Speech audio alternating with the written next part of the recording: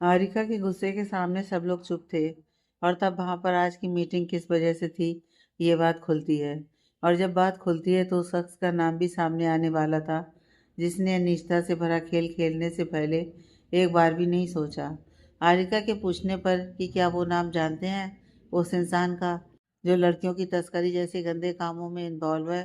हारिका की बात सुनकर वो कहते हैं, जी कमांडर, मैंने खुद इस केस में इन्वेस्टिगेशन की है और मेरी इंफॉर्मेशन के हिसाब से जो शख्स इन सब के पीछे है, उनका छोटा मोटा नाम नहीं है, बल्कि इस शहर का ही क्या, बिजनेस में एक बहुत ही जाना माना नाम है। और वो कोई और नहीं, बयान सिंह राजावत है, जो अपने बिजनेस की आड़ में इस तरह के काम करते हैं। पर कोई भी पुख्ता सबूत नहीं मिल पाया है उनके खिलाफ, इसलिए हम ये बात अभी सामने नहीं ला सकते।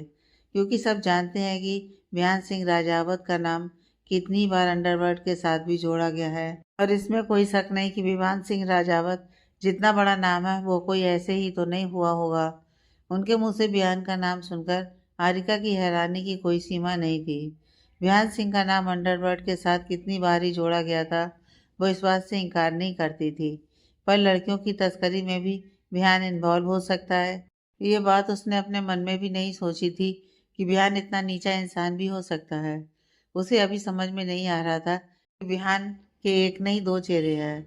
एक वो जो वो अपनी फैमिली, अपनी माँ और अपनी बहन के सामने रखता है, और एक वो चेहरा जो हर गलत कामों के पीछे है। हारिका को अब बिहान पर गुस्सा नहीं बल्कि नफरत हो रही थी। और एक पल को खुद पर भी गुस्सा आया कि झूठा ही सही, पर कुछ वक्त के लिए उसका नाम भी बयान के साथ जुड़ गया है। ऐसे इंसान के साथ जो इंसान नहीं बल्कि इंसान के रूप में दरिंदा था। कुछ देर तक इसी तरह सब लोग आपस में इस टॉपिक पर बातें करते हैं।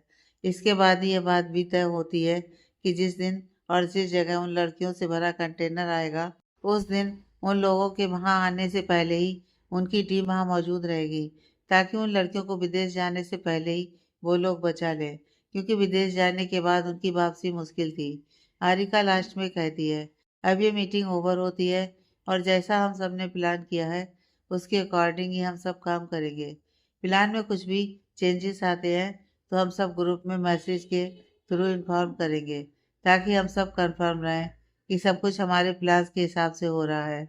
और जल्दी ही उस बयान सिंह राजावत को रंगे हाथों नहीं पकड़ा तो मेरा नाम भी हारिका सचदेवा नहीं। आज हारिका ने पहली बार अपने नाम के साथ सचदेवा भी लगाया था। रात के 3 बजे एक कार में हारिका और डॉक्टर पंकज बैठे थे। डॉक्टर पंकज हारिका को बयान के घर पर छोड़ने आए थे। पूरे रास्ते उनके बीच कोई बात नहीं हुई थी। घर से कुछ दूरी पर डॉक्टर पंकज ने फिर कार रोकी तो हारिका उसमें से उतरने को हुई कि डॉक्टर पंकज ने हारिका का हाथ थाम उसे रोक लिया। डॉक्टर पंकज की इस हरकत से हारिका हैरान नहीं हुई, बल्कि होठों पर एक मुस्कान आ गई, जो सच्ची थी, बिल्कुल रियल। पर वो अपना चेहरा सामने की तरफ नहीं करती है, डॉक्टर पंकज की तरफ, जिससे उनको लगता है कि हारिका अभी उनसे नाराज है। डॉक्टर पंकज कहते हैं, देखो हारिका, मैं जानता हूँ कि तुम मुझसे नाराज हो। प्लीज टाइम ही अंडरस्टैंड, वो उस वक्त की ज़रूरत थी। तुम जानती हो कि नहीं देख सकता मैं तुम्हें उस हाल में, फिर भी देखना पड़ता है। तुम्हें बेशक फ़र्क नहीं पड़ता, पर मुझे पड़ता है, बहुत फ़र्क पड़ता है। तुम्हारी चोट से, तुम्हारे दर्द से, तुम्हारी उदासी से, तुम्हारे हर उस गम से जिससे तुम्हें तकलीफ होती है, मुझे भी होती है। सोचा है कि मेरे लिए कितना मुश्किल है ये सोचना भी कि झूठा ही सही, पर तुम्हारे साथ किसी और का नाम जुड़ा है। झूठा ही सही, पर किसी और के नाम का मंगलसूत्र पहना है तुमने, और किसी और के नाम का सिंदूर को अपनी मांग में सजाया है तुमने, जिस पर सिर्फ मेरा हक था। झूठा ही सही, पर उन सब पर किसी और का नाम है, और हक भी जो मेरा था, जिन पर मेरा हक था, वो किसी और का बन गया है। कितना तड़पता हूँ मैं इस सब से, दिल जलता है मेरा।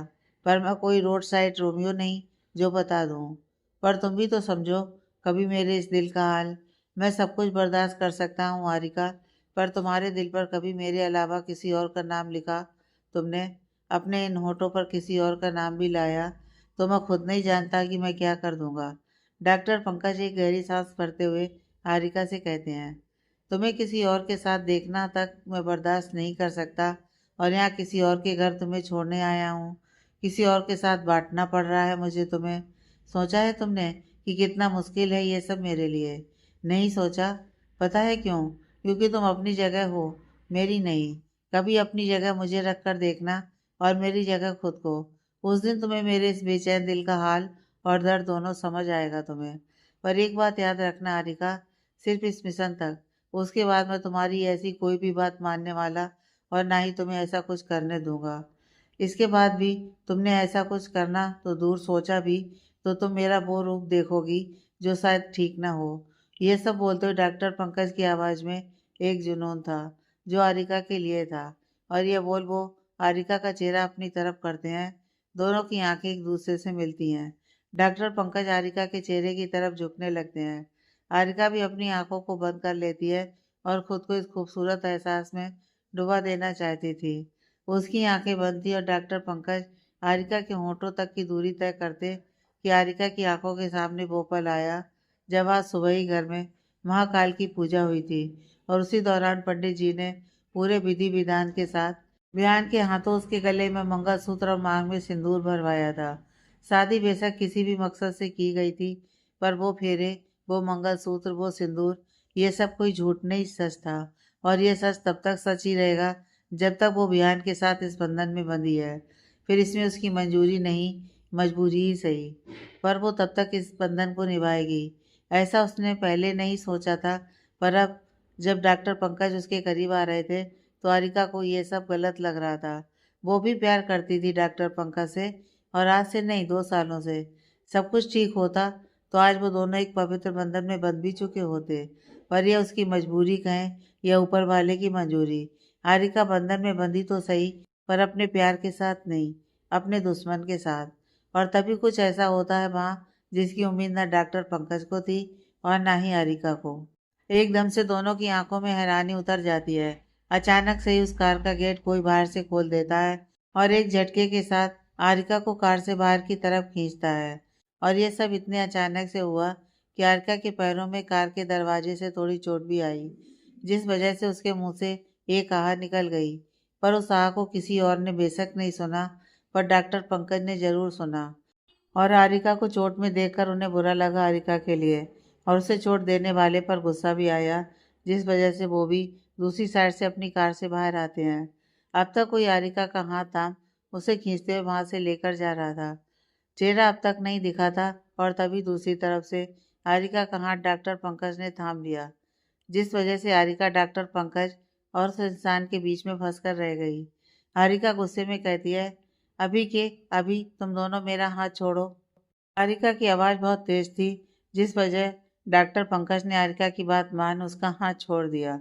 पर दूसरी तरफ से अब भी आरिका का हाथ उस दूसरे इंसान के हाथ में था, जिस वजह से आरिका गुस्से में कहती है, मैंने कुछ कहा, पर लगता है तुम्हें कुछ कम सुनाई देता है। I said leave my hand. Arika ने इतना कहा ही था कि उस इंसान ने एक झटके के साथ आरिका को अपनी तरफ खींचता है, जिससे अब आरिका उस इंसान के सीने से लगी थी।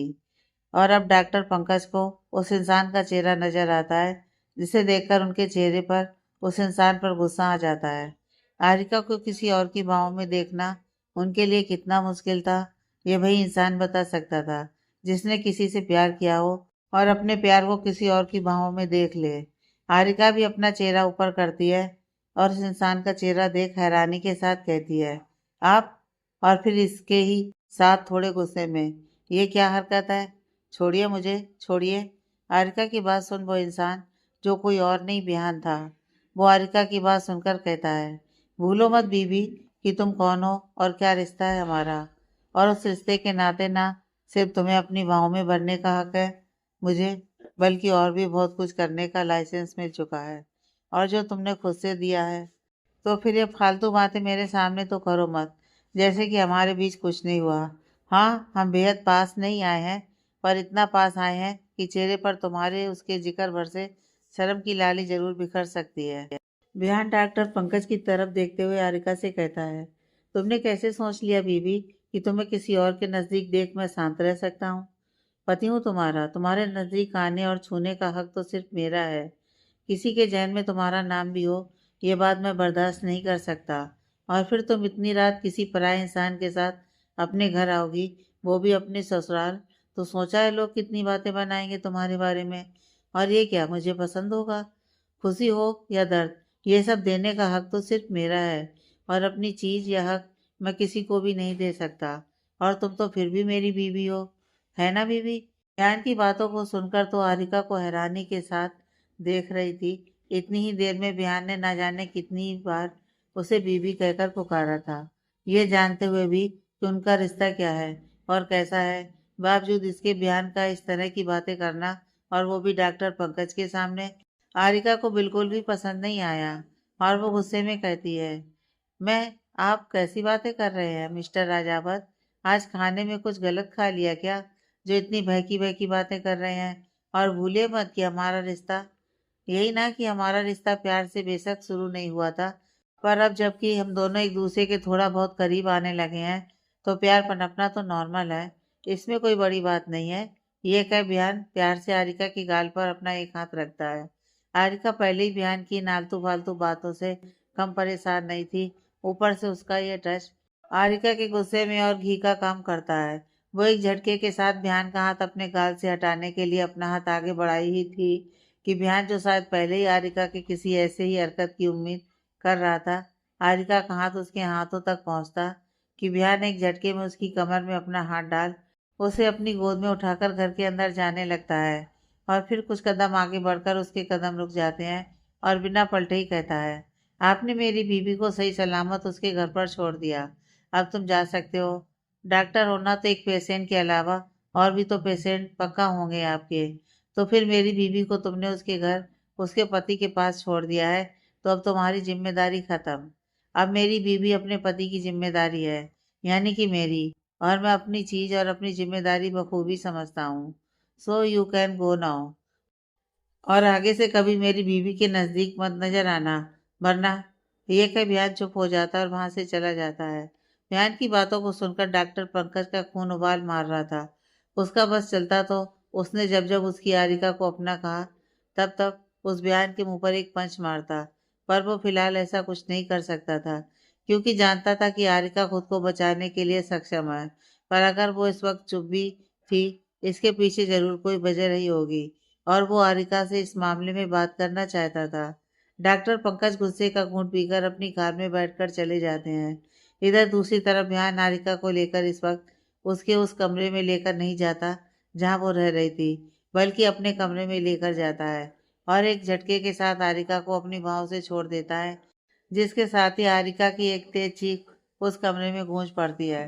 बिहान जितने प्यार से हारिका को अपनी बाहों में लेकर आया था, उतनी क्रूरता के साथ हारिका को अपने कमरे में लाने के बाद नीचे फर्श पर गिरा दिया।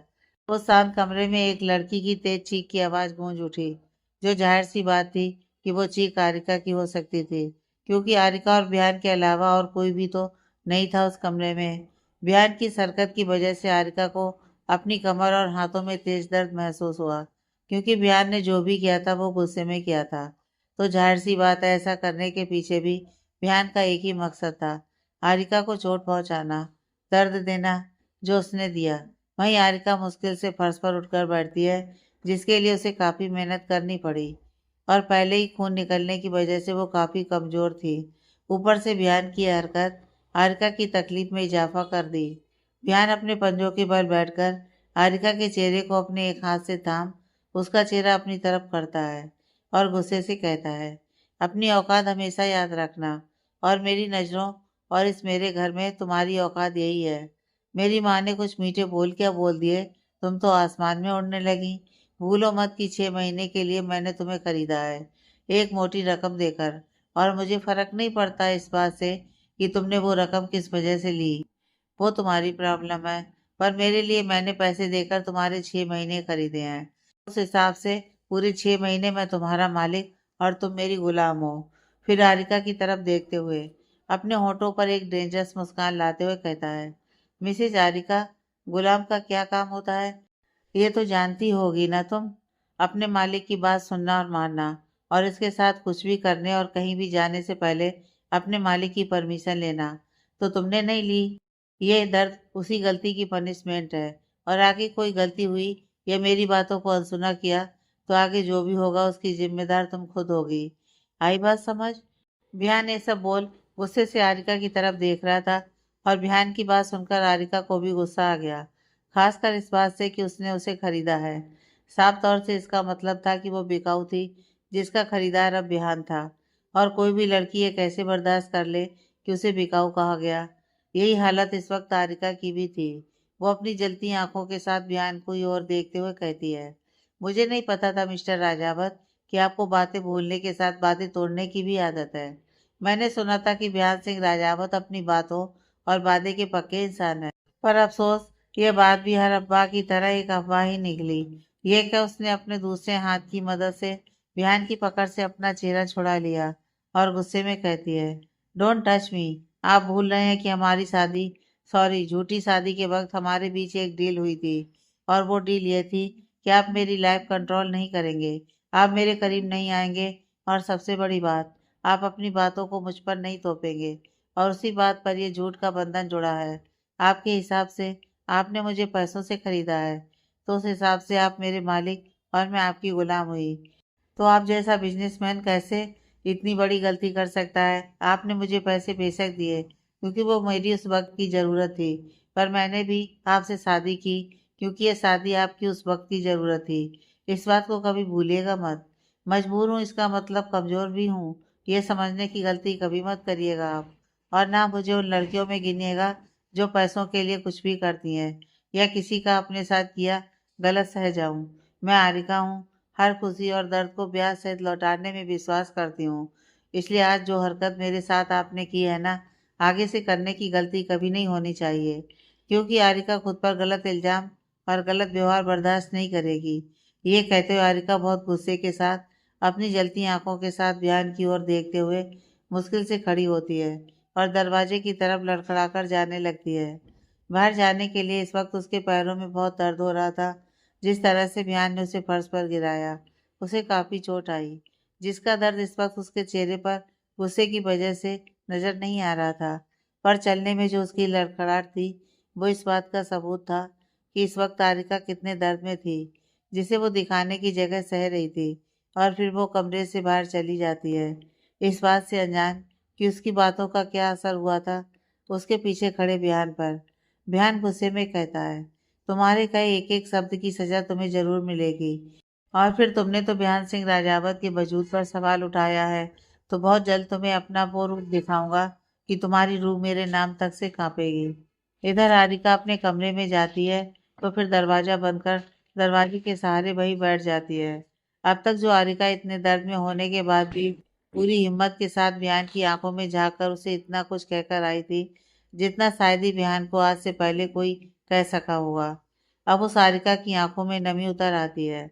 वो अपने आप को उससे कुछ दूरी पर लगे आईने में अपना अक्स देखती है और फिर खुद को देख एक दर्द भरी हंसी के साथ कहती है, किस्मत भी क्या अजीब चीज है। कब कौन यहाँ कौन सा रंग दिखा दे, ये बात यहाँ कोई नहीं जानता। गलती करने के बाद भी वो लोग खुद को यहाँ अच्छा बताते हैं। कोई यहाँ अपनी गलती तक नहीं मानता। हारिका की नजरें इस वक्त अपने सामने लगे आईने पर थी, जिसमें दिख रहे अक्स को देखकर वो दर्द भरी मुस्कान के साथ कहती है, ये जिंदगी मैंने खुद से चुनी है, सब जानते हुए भी। सब कहते हैं भगवान है, तो मेरी दी के साथ भगवान होकर भी क्यों नहीं थे। क्यों वो हमेशा उस इंसान को ही तकलीफ देते हैं जो पहले से ही तकलीफों से घिरा हुआ है। अबिका दी हमेशा से कहती थी, भगवान पर भरोसा रखो, वो कभी उस इंसान के साथ गलत नहीं होने देते जो किसी और के साथ गलत नहीं करता। फिर क्यों हुआ मेरी अबिका दी के साथ गलत। क्यों नहीं भगवान ने उसका साथ दिया जब उन्हें जरूरत थी उनकी। मेरी अबिका दी ने तो कभी कुछ गलत नहीं किया, फिर किस बात की सजा उन्हें मिली। हमेशा से मेरी और अबिका दी पर इसी बात पर राय नहीं मिलती थी। और आज शायद मुझे खुशी इस बात की है कि मैं गलत नहीं थी। शायद अगर होती तो आज ऐसी हालत नहीं होती। आपको उस भगवान ने पहले मम्मी पापा को हमसे छीना, फिर आपको, और आरब होकर भी साथ नहीं है। आपके भगवान ने मुझे अकेला कर दिया है दी। मैं नहीं मानती आपके भगवान को, और अगर है तो बस कोई एक सुराग आप तक पहुंचने का मुझे दे, जिससे मैं आप तक पहुंच सकूं। और मेरा जो विश्वास है कि आप हो, आपको कुछ नहीं हुआ, मेरा वो विश्वास कभी खत्म ना हो। बस एक सुराग। यह कह हारिका वहीं दरवाजे से अपना सिर सटा अपनी आंखों को बंद कर लेती है और उसकी आंखों के सामने कोई पुराना वाकया घूमता है जिसमें वो खुश थी। हारिका अरब की तबीयत खराब हो रही है और वो जिद पर अड़ा है कि मेडिसिन नहीं खानी। मैंने हर तरह से कोशिश कर ली, अब तुम जल्दी आओ, मैं अकेले नहीं संभाल पा रही उसे। ये कहते हुए एक लड़की की प्यारी सी आवाज़ फ़ोन पर गूंजती है, तो दूसरी तरफ से वो लड़की हंसते हुए कहती है, अबिका दी, मैं अच्छे से समझ रही हूँ आपका डर। आरब से ज़्यादा तो मेडिसिन देखकर आपको डर लग रहा होगा। अच्छा, आप बस थोड़ी सी देर इंतज़ार करें और अपने डर को घर के डस्टबिन में डाल दें, क्योंकि डर की असली जगह डस्टबिन में है, इंसान के अंदर नहीं। मैं बस में हूँ, बस थोड़ी देर में आ रही हूँ। यह कह वो दूसरी लड़की फ़ोन कट करती है, तो फ़ोन करने वाली लड़की अबिका अपनी आंखों को बंद कर लेती है और कहती है, इस बार भी आरिका समझ गई। बहन हो तो ऐसी जो बिन कहे बात समझ जाए। फिर अपने हाथ को जोड़ते हुए, थैंक यू भगवान जी, जो आपने इतनी अच्छी और समझदार बहन मुझे दी, जो इतना प्यार करती है। ये कहते हुए अबिका उठकर उस कमरे में जाती है जहाँ बेड पर एक बच्चा सो रहा था और प्यार से उसके बालों को सहलाने लगती है। वहीं दूसरी तरफ आरिका के फ़ोन रखने के बाद उसके साथ एक लड़का था, जो और कोई नहीं विनय था। वो आरिका से कहता है, आरिका, तुमने अपनी अबिका दी से झूठ क्यों कहा कि तुम बस में हो और थोड़ी देर में पहुंच जाओगी, जबकि जानती हो कि यहाँ से तुम्हारा घर 1 घंटे की दूरी पर है। चाहोगी तो भी समय पर नहीं पहुंच पाओगी, तो तुम्हारी दी परेशान होकर फिर से फ़ोन करेंगी और मुझे समझ में नहीं आ रहा है कि तुम उनसे झूठ कह ही क्यों रही हो। बता क्यों नहीं देती अपने काम के बारे में? सोचा है कहीं और से पता चला तो कितना बुरा लगेगा उनको। बात बिगड़ भी सकती है। विनय की बात सुनकर आरिका कहती है, बहुत जल्द बताऊंगी। आरब के बर्थडे के दिन मैं उन दोनों को सरप्राइज देना चाहती हूँ और जानती हूँ अबिका दी पहले नाराज भी होंगी ये जानकर कि मैं क्या काम करती हूँ, पर फिर मेरी खुशी के लिए मान भी जाएंगी। इतना प्यार जो करती हैं मुझसे, उनके भगवान ने कुछ दिया या नहीं दिया, पर एक बहुत प्यारी और प्यार करने वाली बहन जरूर दी है मुझे, जो मुझे अपनी जान से भी ज़्यादा प्यारी है। और रही बात जल्दी पहुंचने की, तो यह तो कोई झूठ नहीं था।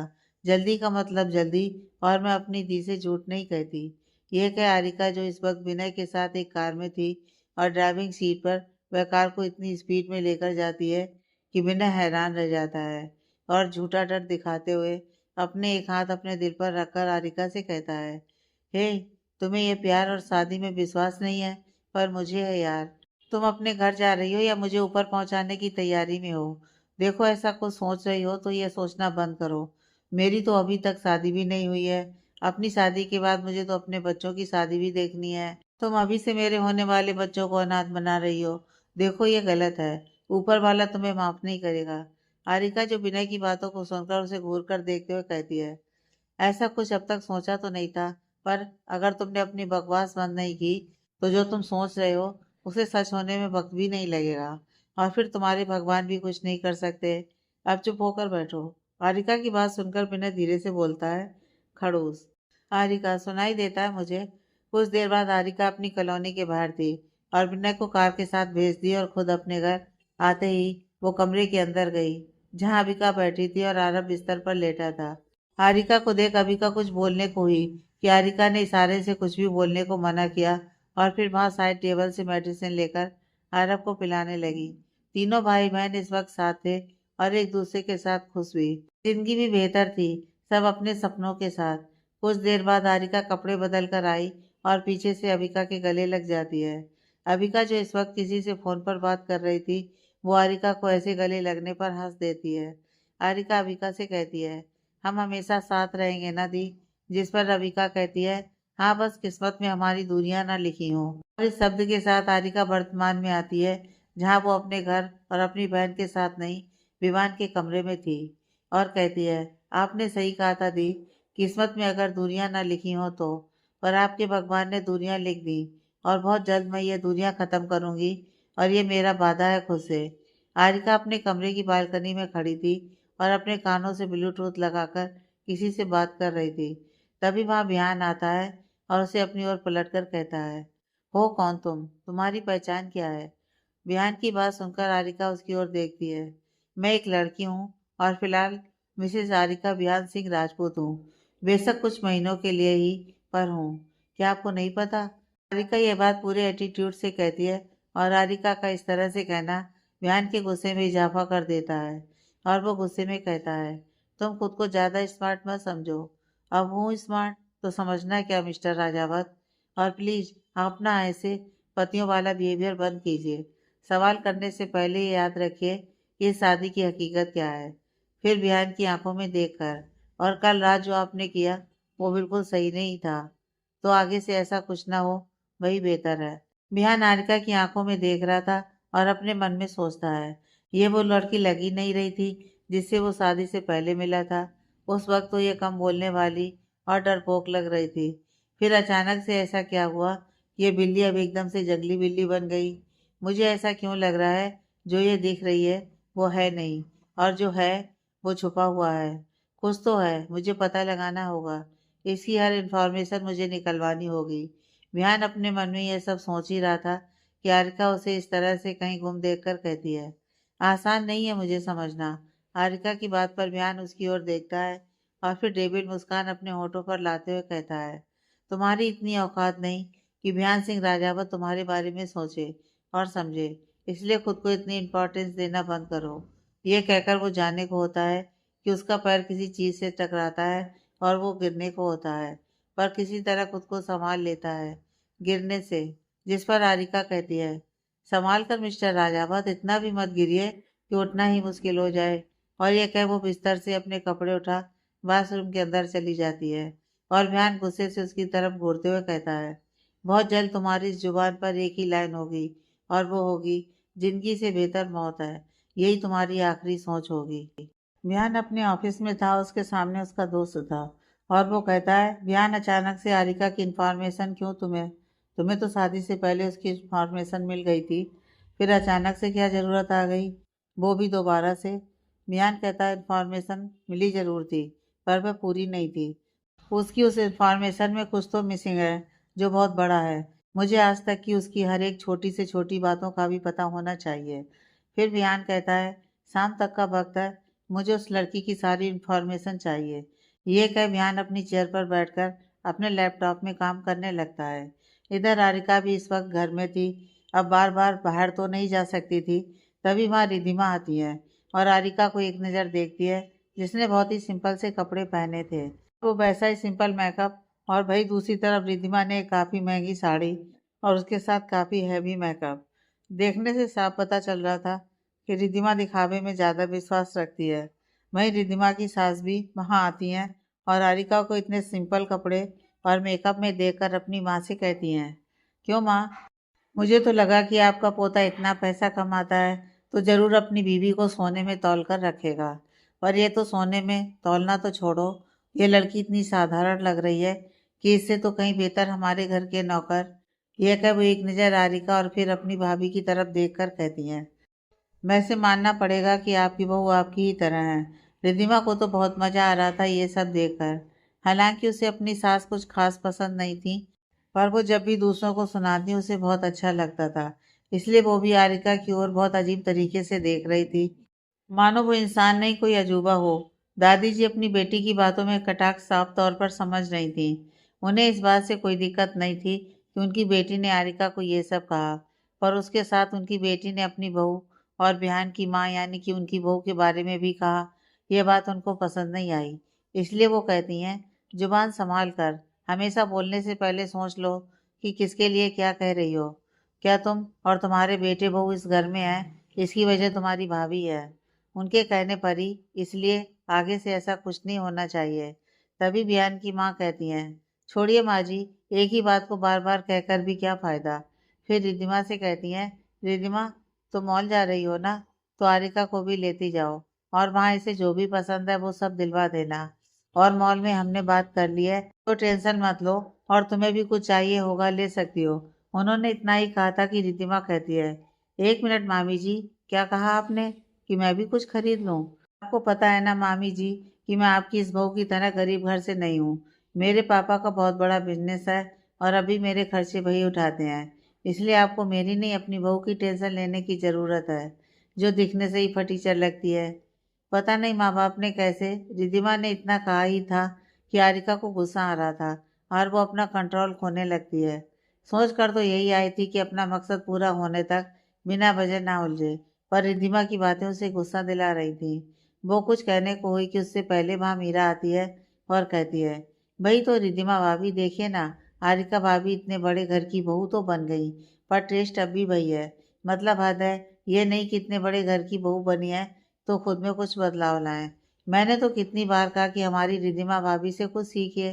खाने से ज़्यादा तो हर वक्त मेकअप खाती हैं, घर से ज़्यादा तो शॉपिंग में समय बिताती हैं, मेरे भैया से ज़्यादा उन्हें अपनी किटी पार्टी प्यारी है। और तो और शादी हुए 4 साल हो गए पर अपने पापा से मांगना नहीं छोड़ा। सुना है लड़कियां शादी के बाद अपने मायके वालों से चाह कर भी कुछ नहीं ले सकती, पर हमारी रिद्धिमा भाभी के साथ ऐसा कुछ नहीं है।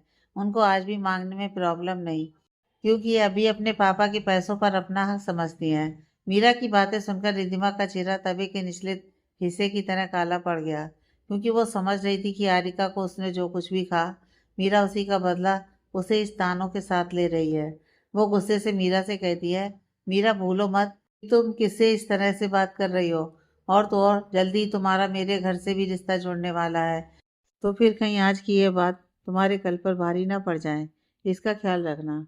मीरा भी कहती है, बिल्कुल भाभी, कैसे भूल सकती हूँ। पर आप भी मत भूलिएगा कि जो रिश्ता आपका और मेरा है वैसा ही वहाँ भी होगा। बस हमारी जगह बदल जाएगी और जैसा बोगे वैसा पाओगे। सुना तो होगा आपने। अपने सामने अपनी बेटी मीरा और रिद्धिमा की इस तरह से बहस करते देख मीरा की माँ गुस्से से कहती हैं, बस करो तुम दोनों, बच्चों की तरह लड़ना और एक दूसरे को सुनाना। तुम दोनों का बात का रिश्ता जो भी हो, पहले अभी के रिश्ते को संभालो। और फिर मीरा की तरफ देखकर, मीरा भूलो मत, रिद्धिमा तुमसे उम्र और रिश्ते में दोनों में बड़ी है, तो तुम चुप रहो वही बेहतर है। मीरा कुछ कहने के लिए अपना मुंह खोलती है कि उसकी माँ कहती हैं, एक बार कह दिया ना तो बिल्कुल चुप और जाओ अपनी दोनों भाभीियों के साथ, क्योंकि आगे यही रिश्ते तुम्हें भी संभालने होंगे। ये बात उन्होंने गुस्से से कही थी। हारिका को मीरा को देखकर खुशी भी हो रही थी कि उसने उसके लिए उसकी तरफ से कहा, पर बुरा भी लगा कि मीरा को सुनना पड़ा। और मीरा के लिए जितनी फिक्र उतना ही रिद्धिमा पर गुस्सा। तीनों ननद भाभी कार में बैठकर निकल गईं। इस बात से अनजान की एक मुसीबत उनका वहां इंतजार कर रही है। हारिका, मीरा और रिद्धिमा तीनों इस वक्त अपनी कार में थीं और उनकी कार एक बड़े से मॉल के आगे रुकती है। रिद्धिमा अपनी आदत से मजबूर होकर हारिका की तरफ देखकर ताने भरे लहजे के साथ कहती हैं, हारिका, ये तो हम आ गए मॉल। पर मैं क्या कह रही थी कि क्या तुमने कभी इससे पहले इतने बड़े मॉल को देखा है? तो फिर शॉपिंग तो दूर की बात है, तुम तो वो रोड साइड जो पटरी पर सामान मिलता है उसको ही शॉपिंग समझती होगी ना। आज मैं तुम्हें बताती हूँ कि हम अमीर लोगों की शॉपिंग कैसे होती है। बस तुम ना मुझसे थोड़ा दूर दूर ही रहना, ज़्यादा पास मत आना। वो क्या है ना, यहाँ मैं अक्सर ही आती हूँ और इसलिए यहाँ का पूरा स्टाफ मुझे बहुत अच्छी तरह से जानता है। तो तुम जैसे मिडिल क्लास के साथ देखेगा तो मेरी इमेज पर असर पड़ेगा, जो मैं हरगिज नहीं चाहती। सो इसलिए दूरी मेंटेन रखना। रिद्धिमा की बात सुनकर मीरा को बहुत गुस्सा आता है और वो कुछ कहने के लिए अपना मुंह खोलती है कि हारिका ने इशारे से उसे कुछ भी कहने से मना कर दिया। गुस्सा तो उसे भी आ रहा था और वो इन बातों का बदला भी जरूर रिद्धिमा से लेती, क्योंकि हारिका उनमें से नहीं थी जो फालतू कुछ भी सुन जाए, मुंह तोड़ जवाब देने की हिम्मत रखती थी।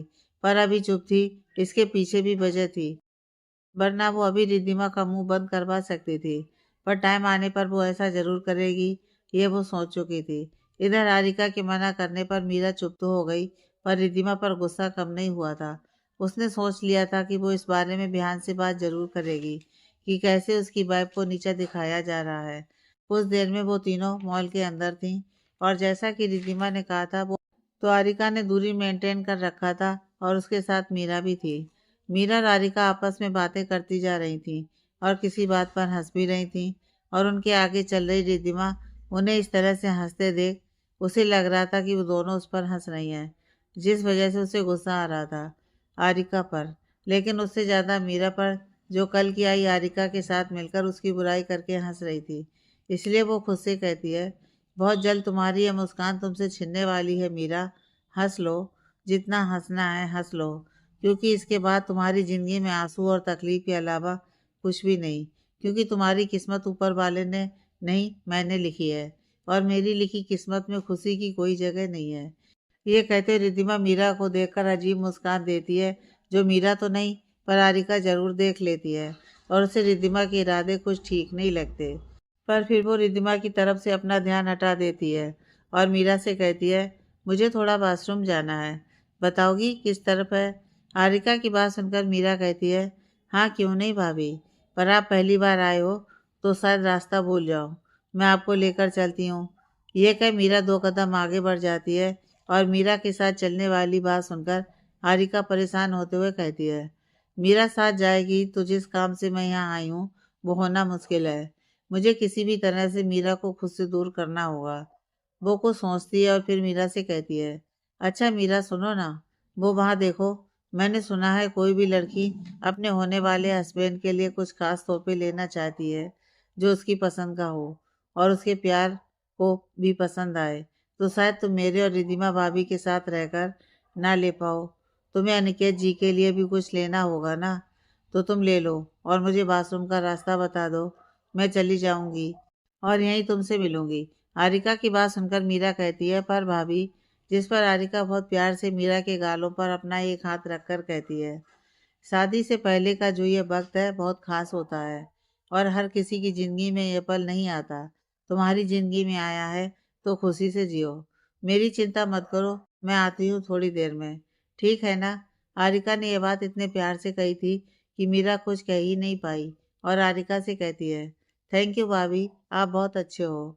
मीरा की बात सुनकर आरिका मुस्कुराते हुए कहती है, और तुम मुझसे भी ज़्यादा। तुम देख लो क्या लेना है, तब तक मैं आती हूँ। और ये कह हारिका वहां से चली गई और मीरा अपनी शॉपिंग करने लगी। इधर रिधिमा को उसकी 2 दोस्त मिल गई थी। वो तो उनमें बिजी हो गई थी और यहाँ तक भूल गई थी कि वो हारिका और मीरा के साथ आई है। वहीं मीरा कुछ आगे बढ़ती है तो उसकी नज़र पूजा और नेहा पर जाती है, जो कहीं और देख रही थी। हारिका उनके पास जाकर कहती है, आई एम कमिंग। पूजा और नेहा हारिका को देखकर कहती हैं, ऑल सेट कमांडर। जिस पर हारिका कहती है, बाकी सब कहाँ हैं? जिस पर नेहा कहती है, वो लोग अपनी पोजीशन पर हैं। हारिका अपना सर हाँ में हिलाती है और नेहा और पूजा के साथ उस मॉल के उस कमरे में जाती है जहाँ सारे सीसीटीवी कैमरा की सेटिंग और कंप्यूटर थे। वहाँ एक आदमी था जो हर जगह नज़र रखे था कैमरे के जरिए। तभी वो उस रूम में एक साथ 3 लड़कियों को देखता है और कुछ कहता है। उससे पहले नेहा अपने पास का एक कार्ड उसे दिखाती है, जिसे देख वो आदमी अपनी सीट से उठ जाता है और वहाँ पूजा बैठ जाती है और उसके ठीक पीछे हारिका और नेहा। सबकी नज़रें कैमरा पर फोकस की हुई थी, जैसे कुछ बहुत ज़रूरी तलाश कर रही थी। तभी उन्हें कुछ ऐसा दिखता है जो देखकर उनकी आंखों में हैरानी भर जाती है। और तब पूजा कहती है हारिका से, कमांडर ये तो। वो कुछ आगे कहती है उससे पहले ही हारिका गुस्से में कैमरे की तरफ देखते हुए कहती है, कुछ नहीं होगा, आई प्रॉमिस। मेरे कपड़े। ये कहते ही नेहा अपने हाथ में पकड़ा एक बैग हारिका की तरफ बढ़ाती है, जिसे लेकर हारिका वहीं उस रूम में मौजूद बाथरूम में चली जाती है। शहर के जाने माने उस मॉल की 6वीं मंजिल पर मौत की कहानी लिखी जा रही थी और ये कहानी किसी एक इंसान के लिए नहीं, बल्कि उस मॉल में काम कर रहे और शॉपिंग करने आए हर एक के लिए थी। कह सकते हैं वहाँ जितने भी लोग थे, महिला, बड़े, बूढ़े और बच्चे, उन सभी की मौत की कहानी लिखी जा रही थी। और अजीब बात यह थी कि यह कहानी लिखने वाली एक औरत थी और जिसके हाथों कहानी को अंजाम देने की कोशिश की जा रही थी, वो कोई और नहीं, एक करीब 10 साल का लड़का था। वो महिला इस वक्त एक काले रंग के कपड़े में थी और उस बच्चे के कपड़े में कुछ बांधते हुए कहती है, ध्यान रहे, तुमने हमसे वादा किया है हमारा काम पूरा करने का और इसके लिए हमने तुम्हारी मदद भी की है। और इसके साथ ही तुमने जैसे ही हमारा दिया काम पूरा किया, बाकी सब वादा भी पूरा होगा। पर अगर गलती से भी तुमने हमारे साथ धोखा करने या काम पूरा न करने का सोचा, फिर जो तुमने सुबह देखा था वो एक बार फिर होगा। और इस बार तुम्हारे। उस महिला ने इतना ही कहा था कि वो बच्चा कहता है, नहीं नहीं आंटी, ऐसा मत कहिए, मैं सच में आपका दिया काम पूरा करूँगा। मैं झूठ नहीं कह रहा, पर आपने जो कहा वैसा ज़रूर कीजिएगा। उन लोगों को कुछ मत कीजिएगा। प्लीज़ आंटी, मैं सच में सब अच्छे से करूँगा। आप बस बता दीजिए मुझे क्या करना है। मैं वो काम करके जल्दी लौट आऊँगा, क्योंकि मुझे फिर वापस भी तो जाना है सबके पास। मुझे फिर वापस भी तो जाना है उन सबके पास। ये लाइन उस बच्चे ने इतनी मासूमियत के साथ कही थी कि किसी का भी दिल उस मासूमियत में खो जाए। पर उसके सामने खड़ी औरत के साथ ऐसा कुछ भी नहीं था। वो उस बच्चे की बात सुनकर अपने मन में कहती है, वापसी वो तो मुश्किल है, क्योंकि जिस काम को करने के लिए तुम जा रहे हो उसके बाद तुम्हारी वापसी ही नामुमकिन है। कुछ देर में उसने उस बच्चे के कपड़े से कुछ सेट कर अपने साथ खड़े अपने एक आदमी से कहा, ध्यान से जैसा कहा है ठीक वैसा करना और इस बच्चे को इसकी सही जगह पर छोड़ आओ। उस औरत की बात सुनकर वो आदमी कहता है, पर मैम, क्या आपको लगता है ये बच्चा आपका काम सही तरह से कर पाएगा? मतलब इसको अपने इस काम में शामिल कर कहीं कोई गलती? उसने इतना ही कहा था कि वो औरत उसकी बात सुनकर कहती है, बात तो तुम सही कह रहे हो, है तो ये बच्चा ही। इस काम के लिए कोई बड़ा और समझदार होना चाहिए, और तुमने मुझे मेरी गलती बता अपनी समझदारी साबित की है। उस औरत की बात सुनकर उस आदमी के होठों पर मुस्कान आ गई, जो अगले ही पल बस गायब हुई, बल्कि अब उसके चेहरे पर डर था उस औरत की आगे की बात सुनकर। और जबकि तुमने अपनी समझदारी साबित की है, तो मैं तुमसे बहुत खुश हूँ, और तुम्हें अपनी वफादारी और समझदारी साबित करने की खुशी में जो काम ये बच्चा करने वाला था, वो काम अब तुम्हें सौंपती हूँ। तो अब तुम इस काम को पूरा करोगे। उस औरत की बात सुनकर वो आदमी डर गया, क्योंकि जो काम था उसमें मौत निश्चित थी। ये बात बेशक वो बच्चा नहीं जानता था, पर यह आदमी जरूर जानता था। इसलिए वो उस औरत से कहता है, मैं क्यों मैम? जिस पर वो औरत कहती है, क्योंकि तुमने मुझे मेरी गलती बताई ना, तो अपनी गलती मुझे सुधारने की ज़रूरत है। जिस पर वो आदमी कहता है, सॉरी मैम, सॉरी, आगे से ऐसी गलती कभी नहीं होगी, कभी नहीं, बस ये आखिरी बार। उस आदमी की बात सुनकर वो औरत गुस्से में कहती है, मेरे पास किसी की सॉरी और गलती माफ़ करने की फुर्सत नहीं है, इसलिए गलती की है तो सज़ा ज़रूर मिलेगी। वो आदमी उस औरत की बात सुनकर गिड़गिड़ाने लगा, पर उस औरत के चेहरे पर कोई भाव नहीं थे, जैसे वो अपने फैसले से हटने के लिए तैयार नहीं थी। इसलिए वो कहती है, ठीक है, नहीं देती ये काम, पर सज़ा तो ज़रूर मिलेगी। और ये कहकर उसने अपने हाथ में पकड़ी गन को उस आदमी के सर पर रखकर गन का ट्रिगर दबा दिया। उस गन से कोई आवाज़ नहीं आई, क्योंकि गन में साइलेंसर लगा था, पर अगले ही पल वो आदमी ज़मीन पर गिरा था और उसके सर में गोली लग चुकी थी, जहाँ से खून किसी फुहारे की तरह बह रहा था। वो बच्चा अब तक आगे बढ़ चुका था, इसलिए गोली चलने की आवाज़ बेशक नहीं सुनी थी, पर किसी के ज़मीन पर गिरने की आहट ज़रूर हुई, जिस वजह से वो जैसे ही पलटने को हुआ कि उस औरत की तेज़ आवाज़ आई, सोचना भी मत, वरना वो हो जाएगा जिसका तुम्हें डर है। तो जाओ और अपना काम करो। और ये कहकर वो अपने दूसरे आदमी की तरफ कुछ इशारा करती है। जो समझ वो आदमी उस बच्चे को अपने साथ ले गया। वहीं उस बच्चे को देख वो औरत अपने होठों पर डेंजरस मुस्कान लाते हुए कहती है, गुड लक बच्चे एंड एवरीवन। और ये कहने के साथ वो जोर से हंसने लगती है। इस वक्त उस औरत का चेहरा बहुत डरावना लग रहा था, साक्षात मौत। वहीं आरिका इस वक्त एक ब्लैक कलर के फिटिंग यूनिफॉर्म में थी। उसको इस तरह से देखकर कोई भी नहीं कह सकता था कि ये वही आरिका है जो कुछ वक्त पहले थी। इस वक्त वो पहले से बिल्कुल अलग लग रही थी, शायद कोई जल्दी पहचान भी नहीं पाता। आरिका कहती है, नेहा, तो मुझे एक एक पल की इन्फॉर्मेशन दोगी? जिस पर नेहा कहती है, ओके कमांडर। फिर पूजा की तरफ देखकर, पूजा, तुम विनय को और अजय को अभी मैसेज करो और कहो कि वो लोग अपनी पूरी टीम के साथ मॉल में फैल जाएं, और कोशिश करें कि बिना किसी को भनक लगे कि यहाँ क्या होने वाला है, पता लगाने की कोशिश करें कि इस बार बम को किस तरह से यूज़ करने का प्लान है उनका। और ये भी कि अपने ब्लूटूथ को ऑन रखें, क्योंकि नेहा किसी भी वक्त उसके खिलाफ कोई भी इंफॉर्मेशन दे सकती है, और उसके हिसाब से हमें आगे अपने प्लान पर काम करना है। पूजा कहती है, जी कमांडर, पर तुम? फिर कहती है, सॉरी, मतलब आप अकेली? जिस पर तभी वहाँ डॉक्टर पंकज आते हुए कहते हैं, आरिका अकेली कहाँ है, मैं हूँ ना। इस वक्त डॉक्टर पंकज ने डॉक्टर वाले कपड़े नहीं, बल्कि आरिका की तरह ही अलग कपड़े पहने थे। डॉक्टर पंकज को आरिका के साथ देखकर अब पूजा और नेहा को तसल्ली हुई, क्योंकि इससे पहले भी डॉक्टर पंकज और आरिका एक साथ कितनी बार साथ में काम कर रखे थे, और हर बार जीत उनके हिस्से में आई थी। वो लोग दोनों को ऑल दी बेस्ट कहते हैं, और फिर सब अपने अपने काम पर लग जाते हैं। रिद्धिमा अभी भी अपनी दोस्त के साथ शॉपिंग करने में बिजी थी। उसे कोई मतलब नहीं था कि आरिका और मीरा से, कि वो दोनों इस वक्त कहाँ हैं। वो तो बस खुद में और अपनी दोस्त के साथ एंजॉय कर रही थी। आखिर वो सब रिद्धिमा की चमची जो थी, जो उसके हर गलत में भी साथ देती थी, ये कहकर कि यू आर ऑलवेज राइट।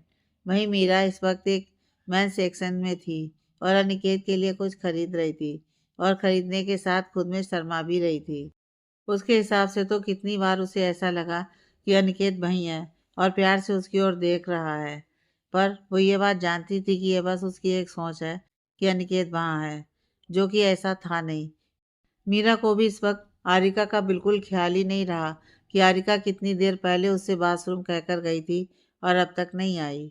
वहीं उसके फ़ोन पर तभी एक फ़ोन आया जिस पर माँ नाम लिखा आ रहा था, जो देख मीरा के चेहरे पर मुस्कान आ गई और वो मुस्कान ओके करके कुछ कहती उससे पहले ही उसके कानों में एक आवाज़ आई जो दर्द से भरी थी और वो आवाज़ सुनकर मीरा कहती है, माँ ये आवाज़ क्या हुआ है आपको? बोलिए ना माँ। पर फिर दूसरी तरफ से कोई आवाज़ नहीं आई और कॉल कट गई, जिसके साथ मीरा ने परेशान होते हुए दोबारा से कॉल किया तो किसी ने फ़ोन नहीं उठाया और ये देखकर मीरा परेशान होते हुए बोली, माँ की आवाज़ इतनी दर्द भरी क्यों थी? क्या हुआ होगा? कुछ गलत? नहीं नहीं, मुझे अभी जाना है माँ के पास। और ये बोल वो जैसे ही वहाँ से बाहर आई, उसे रिद्धिमा और आरिका की याद आई और वो बोली, ओह शिट, मैं भाभी के बारे में कैसे भूल गई? कहाँ है वो? मुझे उनको बताना होगा कि कुछ ठीक नहीं। पर वो है कहाँ? फिर उसने फ़ोन निकाला आरिका को फ़ोन करने के लिए और जब नंबर डायल करने को हुई कि उसे याद आया कि आरिका का नंबर तो उसके पास है ही नहीं और वो खुद पर गुस्सा होते हुए बोली, तू ऐसा कैसे कर सकती है मीरा? भाभी पहली बार आई थी तेरे भरोसे और तू अपने चक्कर में उनको ही भूल गई। कम से कम नंबर तो रखना था। फिर वो रिद्धिमा से बात करने के लिए फ़ोन करती है कि क्या पता आरिका उसके साथ हो।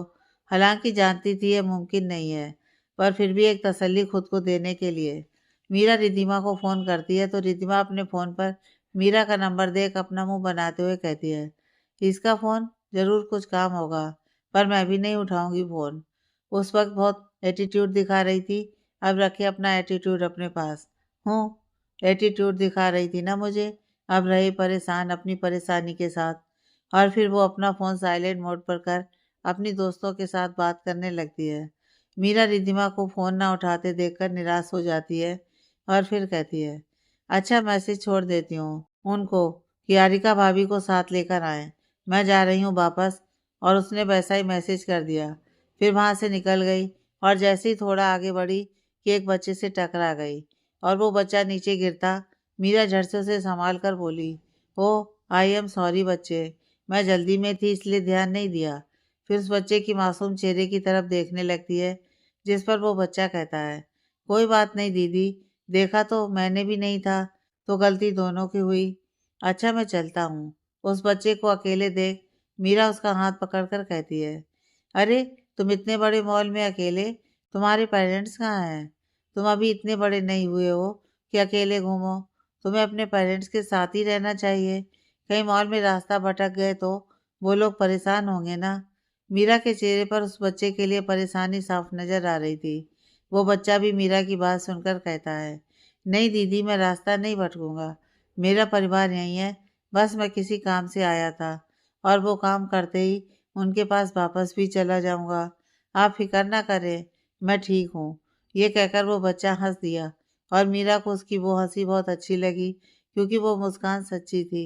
मीरा प्यार से उस बच्चे के बालों को सहलाते हुए कहती है, बिल्कुल, जल्दी से काम करो और चले जाना, बाय। और यह बोल वो आगे बढ़ गई, इस बात से बेखबर कि कोई गुस्से में उसे उस बच्चे के साथ बातें करते देख रहा था और अपने काम के बीच मीरा को रुकावट बने देखकर गुस्से में वो औरत कहती है, ये लड़की। और फिर चुप हो गई।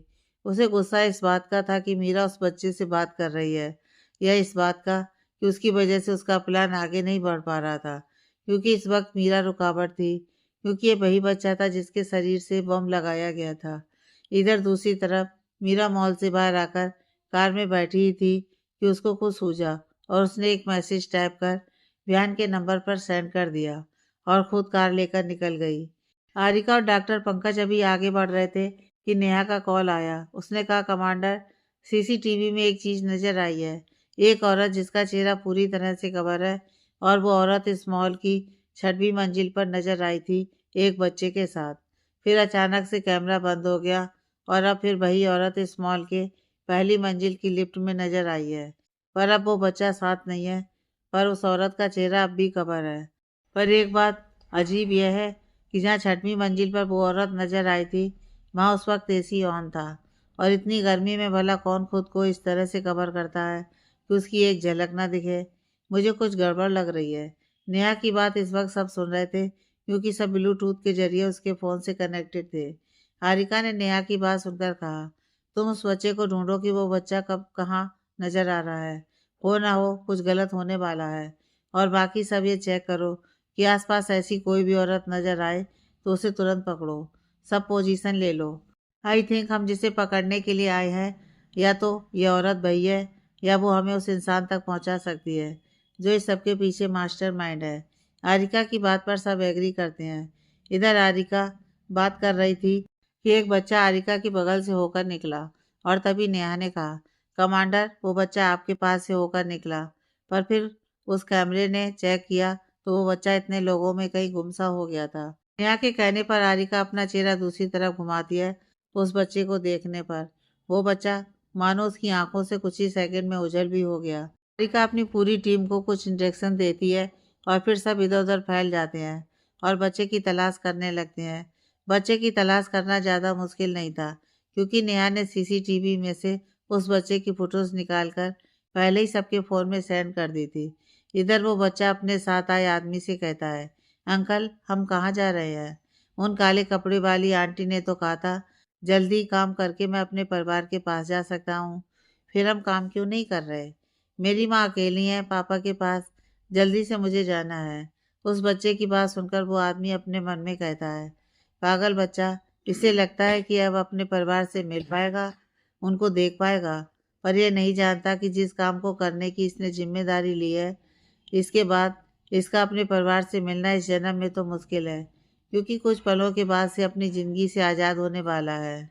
अपने मन में ये सब सोच वो आदमी कहता है, हाँ बिल्कुल, जल्दी ही तुम अपने परिवार से मिल सकते हो, बस ये काम सही समय पर हो जाए। और फिर उस बच्चे को एक जगह बताकर कहता है, अच्छा देखो, वो जो जगह है ना जहाँ सारे बच्चे खेल रहे हैं, वहाँ जाओ। और ये जो मेरी बॉस, मेरा मतलब वो आंटी ने तुम्हारे कपड़े के अंदर कुछ लगाया है, वहाँ पहुँचने के कुछ मिनट बाद ही इसमें एक लाल रंग का बटन है, उसको दबा देना। और याद रहे, ये सब बिना किसी को बताए और किसी के नज़र में आए करना है। और हाँ, कोई भी गलती मतलब तुम्हारे बीमार पापा का इलाज नहीं होगा, इसलिए कोई गलती नहीं। चलो ठीक है, तुम जाओ, मैं भी जाता हूँ। और हाँ, ये मत सोचना कि मैं चला गया, बल्कि मैं दूर तुम्हारी नज़रों से बचकर तुम पर नज़र रखूँगा। चलो अब जाओ और जो काम दिया है उसे पूरा करो। यह बोल वो आदमी जल्दी से वहाँ से आगे बढ़ गया, क्योंकि उसे जल्द से जल्द मॉल से बाहर जो जाना था। और उसे विश्वास था कि जिस तरह से उसने उस बच्चे को इमोशनल ब्लैकमेल किया है, गलती की कोई गुंजाइश ही नहीं होगी उस बच्चे की तरफ से। वहीं वो बच्चा खुशी खुशी आगे बढ़ रहा था, इस खुशी में कि अब जल्दी से उसके पापा का इलाज हो जाएगा इस काम को पूरा करके, और फिर वो एक बार अपने मम्मी पापा के साथ खुशी खुशी रहेगा। उस ओर जहाँ जाने के लिए उस आदमी ने कहा था, वो बच्चा इस बात से अनजान था कि उसका बढ़ाया हर एक कदम उसकी खुशी की ओर नहीं, बल्कि उसकी और न जाने कितने लोगों की मौत की तरफ लेकर जा रहा है। इधर आरिका अपनी टीम के साथ उस बच्चे को हर तरफ ढूंढ रही थी, पर वो कहीं नजर ही नहीं आ रहा था। और तभी नेहा का एक और मैसेज सबकी आंखों में हैरानी भर दिया, और सब एक ही दिशा में भागे। इधर बिहान भी अपने ऑफिस में था, वो अपने लैपटॉप में कुछ कर रहा था, और फिर किसी ज़रूरी काम की वजह से अपना फ़ोन ऑन किया, और फ़ोन ऑन करते ही एक मैसेज पर उसका ध्यान गया जो कुछ देर पहले ही आया था। और उस मैसेज को पढ़कर उसकी बहुएं आपस में जुड़ गईं, और वो एकदम से अपनी चेयर से उठता है और ऑफिस से बाहर जाने लगता है, और सामने आते किसी से टकरा जाता है। सामने कोई और नहीं, उसका दोस्त ही था। और उसे देखकर वो वहाँ से जाने को हुआ तो उसका दोस्त बोला, कहाँ? पता है ना ज़रूरी मीटिंग है, तो तुमको वो अटेंड करना है। जिस पर बिहान ने कहा कि वो फ़िलहाल किसी दूसरे ज़रूरी काम से जा रहा है। जिस पर उसके दोस्त ने कहा, जो भी ज़रूरी काम है बाद में, पहले ये मीटिंग, क्योंकि हमारे लिए बहुत इम्पोर्टेंट है। उसकी बात सुन बिहान कुछ नहीं बोला और दोबारा अपने केबिन में चला गया, और उसके पीछे उसका दोस्त अपना सिर हिलाते हुए। इधर मॉल में वो बच्चा अब उस जगह आकर खड़ा हो गया था जहाँ सारे बच्चे आपस में मस्ती कर रहे थे, यानी कि किड्स जोन में, जो अधिकतर बड़े बड़े मॉल में शॉपिंग करने आए लोगों के बच्चों के लिए बनाए जाते हैं, जहाँ वो अपने बच्चों को मस्ती करने के लिए छोड़ तसल्ली से अपनी शॉपिंग कर सकते हैं। वो बच्चा भी बहुत एक्साइटमेंट में उन सारे बच्चों के चेहरे की ओर देख रहा था। उन बच्चों के चेहरे पर जो सच्ची खुशी थी, वो उसे देख रहा था। उन सब बच्चों को इतना खुश देखकर उस बच्चे के होंठों पर भी एक सच्ची वाली मुस्कान आ गई। आखिर वो भी तो अपनी ज़िंदगी में ऐसी खुशियाँ चाहता था, अपने मम्मी पापा के साथ, जो उसके हिसाब से जल्दी उसको मिलने वाली थी। अपनी आंखों में कितनी चमक और खुशी लिए वह बच्चा अपने हाथों को अपने कपड़े में बंधे किसी चीज़ के पास लेकर जाता है, इस बात से अनजान कि उसकी एक हरकत की वजह से उन बच्चों की होठों की मुस्कान छिन सकती है, जिसे देखकर वो खुद भी खुश था। करीब 10 मिनट बाद टीवी और हर जगह बस एक ही न्यूज़ छाई हुई थी। शहर के एक जाने माने मॉल में हुआ एक भारी बम विस्फोट। ये खबर हर जगह आग की तरह फैल चुकी थी और बिहान इस वक्त अपनी जरूरी मीटिंग में था, जिस वजह से उसके कानों तक कोई बात नहीं गई थी। वहीं बिहान के घर पर सब लोगों के कानों तक जब ये खबर गई तो मीरा डर से कांप गई और उसके मुंह से एक ही नाम निकला, आरिका भाभी। वहीं मीरा की माँ और दादी माँ परेशान नजर आ रही थी, क्योंकि उनको मीरा से पता चल गया था कि रिद्धिमा और आरिका अब तक उसी मॉल में थी। पर रिद्धिमा मीरा के आने से कुछ वक्त पहले ही अपने दोस्तों के साथ कैफेटेरिया की तरफ चली गई थी और वहाँ किसी बात पर वहाँ के स्टाफ से कोई बहस होने की वजह से जो दिमाग में गुस्से से वापस आ चुकी थी घर। इसका मतलब साफ था कि आरिका अभी उसी मॉल के अंदर थी, क्योंकि उसे मीरा के वापस आने का कुछ पता नहीं था। इसलिए अब वो रोते हुए बिहान को फ़ोन कर रही थी और बार बार एक ही बात कर रही थी। उसकी ही गलती थी, उसे आरिका को अकेले छोड़ना नहीं चाहिए था और अगर आ भी रही थी तो उसे अपने साथ ले जाना था। उसे आरिका की जिम्मेदारी दी गई थी जो वो नहीं संभाल पाई। आगे की कहानी नेक्स्ट पार्ट में।